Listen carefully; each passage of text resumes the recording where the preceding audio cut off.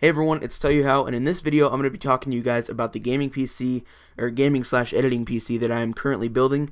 And the only reason I say currently building is because I just spent $500 the other night buying some parts from Newegg, and I'm planning for this thing to turn out great, and I still obviously have $200 to $300 more worth of parts to buy.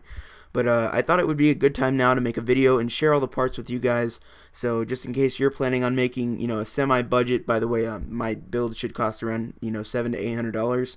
So just in case some of you guys are planning to build a computer, under $1,000, then maybe I can give you guys some ideas to shoot for, or some parts that you may think on getting for yourself. So stay tuned and enjoy the video. Alright, so first up on my whole line of parts here is the AMD FX 6100 6-core processor. It does run at 3.3 gigahertz and it is unlocked, which means that you can easily overclock it. It is something I'm interested in doing, but keep in mind if you guys are planning on doing this with this processor or something like it, that you will have to utilize a lot better cooling, and it's something like liquid cooling or a better CPU heatsink fan and stuff like that, just because it will run a lot hotter with it being overclocked, because it'll be trying to achieve higher numbers, up to 5 gigahertz. I've heard people do it, so it's pretty ridiculous. The plug on this thing is an AM3 Plus, which means that the socket needs to be an AM3 Plus as well on your motherboard. So just keep that in mind. Make sure you buy, the processor and the motherboard with the exact same socket type, and you're good to go. And now up for the graphics card portion of this video. I chose the EVGA GTX 550 Ti. It does have 1 gigabyte of DDR5 memory. This is not the superclocked version. The reason that I couldn't, or I guess didn't want to go with the superclocked version is because it's like $50 more. And since I'm ordering all of these parts offline, I just decided that I could get more for my money if I just went with the standard 550 Ti, which also is, obviously this card's great. And the superclocked one just features a higher speed, which, anything better is better when it comes to graphics cards. The more money you pay for a graphics card, the better it is usually. So that's pretty much how that goes. This one's running at 900 megahertz. I think the superclocked version runs at 980 or 990 on the megahertz. So that's pretty much as simple as that. And just a little bit of explanation for you guys of why it says EVGA. For those of you guys that already know, about this whole entire thing, then just disregard this part and skip to the next section. But basically there's two companies that make graphics cards. There's NVIDIA and there's ATI, or AMD. AMD actually bought out ATI, so it's now called AMD, but it's called either one. So basically AMD and NVIDIA. Now basically they make the graphics processing unit of these boards. But there's also companies like EVGA, Zotac, Gigabyte, Asus, and all these other companies that decide to manufacture the cards, putting heat sinks on them and putting cooling mechanisms on them and the outputs and stuff like that, and actually manufacture the card. So actually this is an NVIDIA card, but it's just manufactured by EVGA.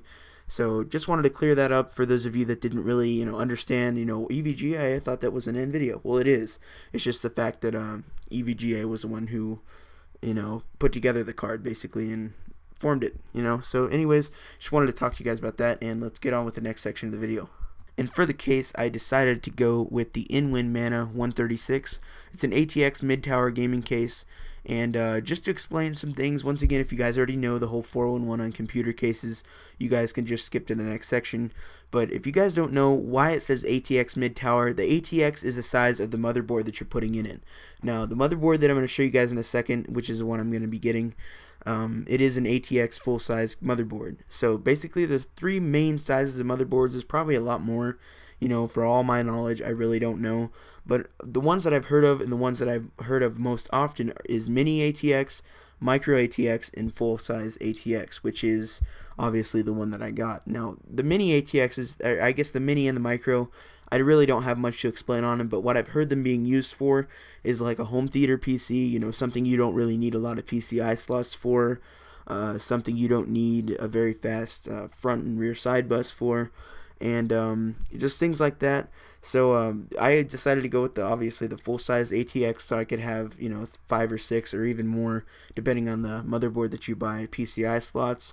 So you can add a graphics card and a Wi-Fi card and a TV tuner, whatever you want to add to it. So yeah, that's just basically the little explanation on case size, compared to the motherboard size and just the mounting mechanism that you have to use when you're putting it together. So let's go on ahead and look at the motherboard. Alright, and now we are down to the brains of the entire system, the motherboard. I went with the MSI 870A G54.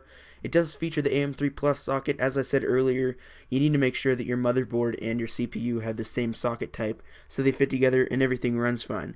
It does support up to 32 gigabytes of 1600 megahertz of RAM. I know that says 160, but coincidentally I closed out of my Photoshop file. I didn't save the PSD, which means that I can't go back into it and edit it. So if you guys wanted a different, extremely different slide than all the other ones, I wanted to make them all match and I'll make them look nice and neat. So I'm just gonna leave it, but just so you guys know that it's supposed to be 1600 megahertz of RAM, not 160.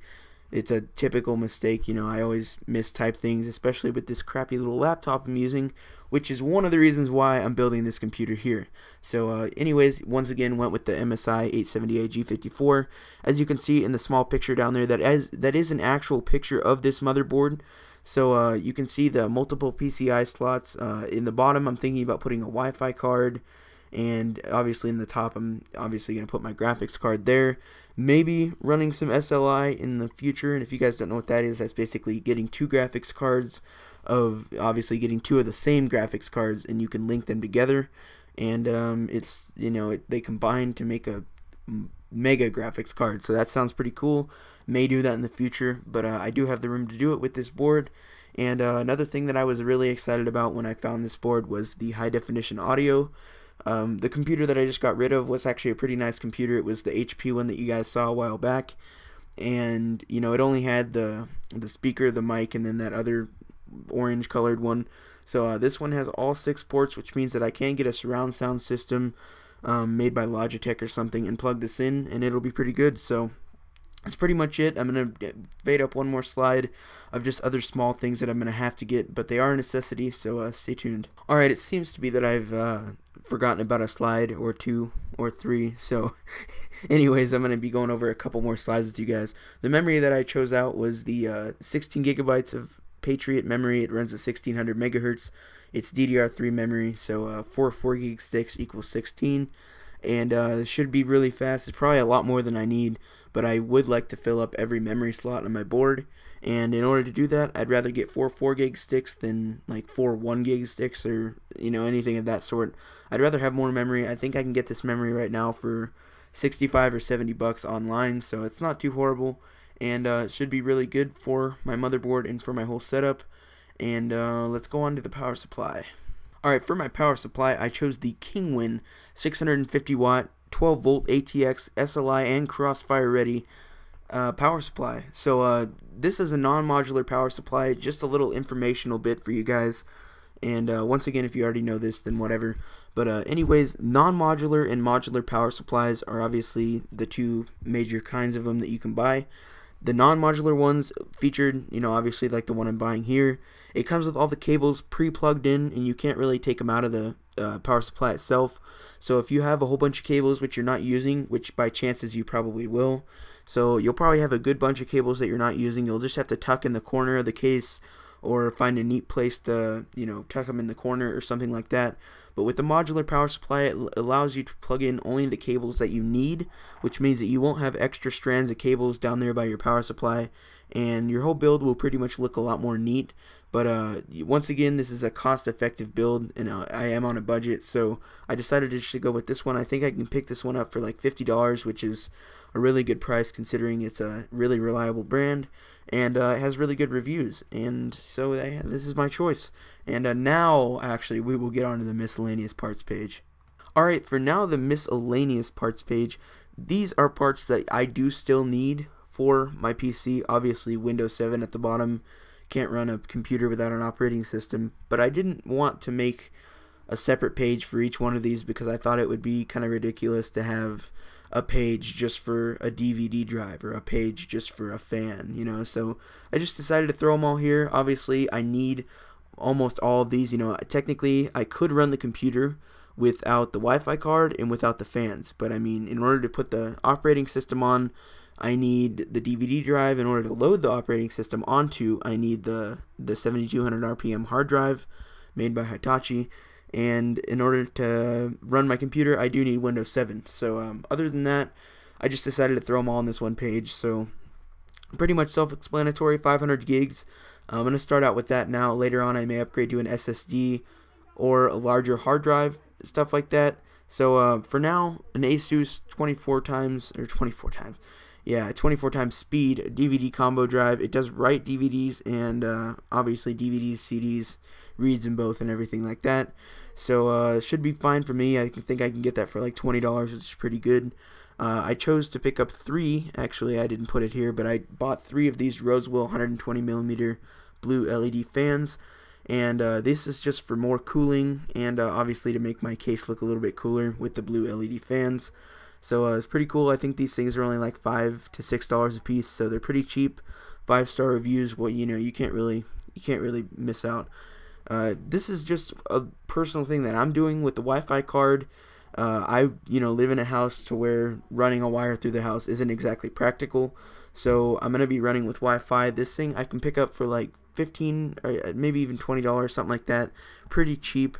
And this is something that I may get maybe a month down the road, so I don't need it right away. Technically, if I wanted to, I could run the wire, but down the road, I'm not gonna long term want to have a wire running through my house. So the Wi-Fi card is a necessity for me. For some people, it's not. But when the modem's halfway across the house, it is for me. And obviously Windows 7 Home Premium. I forgot to add the 64-bit part in there. That's the one I'm going to buy. I'm going to buy the OEM edition for like $100 on Newegg, I think. So that should be pretty good. And I will catch up with you guys later when I actually have all my parts. A few of my parts, actually a good portion of them. The graphics card, the motherboard, the case. Let's see, what else? Graphics card, motherboard, case, and 3 of those Rosewell LED fans, along with one more thing I'm missing. God, I can't remember it. Anyways, I'm missing something else, but anyways, those parts should be arriving here in the next couple of days. And after that, these parts right here are the only ones I'm gonna have to buy, except for the power supply and the RAM. So I can't wait, and I should have this thing built in a pretty good amount of time. So I hope you guys enjoyed this video. If you have any questions, leave them below in the comments. I will answer them, and I will catch you guys later. Bye.